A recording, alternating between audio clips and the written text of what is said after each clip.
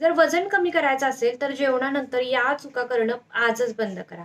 पहिली, लगेचच जेवण झालं की पाणी प्यायचं नाही. ज्याच्यामुळे डायजेशन डिस्टर्ब होतं आणि तुमचं मेटाबॉलिझम स्लो होतं. दुसरं म्हणजे जेवण झालं की लगेचच चहा, कॉफी प्यायची नाही. त्याच्यामुळे तुमच्या खाल्लेल्या अन्नाचं डायजेशन होत नाही आणि न्यूट्रिएंट्स ॲब्झॉर्ब व्हायला वेळ लागते. तिसरं म्हणजे जेवण झालं की लगेचच झोपू नका. त्यासाठी तुम्ही आधी शतपावली करा, 100 पावलं चाला. नंतर चौथं, फळं खाऊ नका.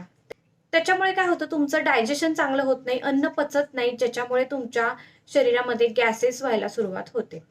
5वं आणि शेवटचं म्हणजे जे आपल्या सगळ्यांकडून घडत असतं, आपण सगळेच या चुका मला वाटते मोस्टली करत असू, ते म्हणजे जेवणानंतर डेझर्ट, स्वीट, गोड, आईस्क्रीम यातल्या गोष्टी काहीच खायच्या नाहीत.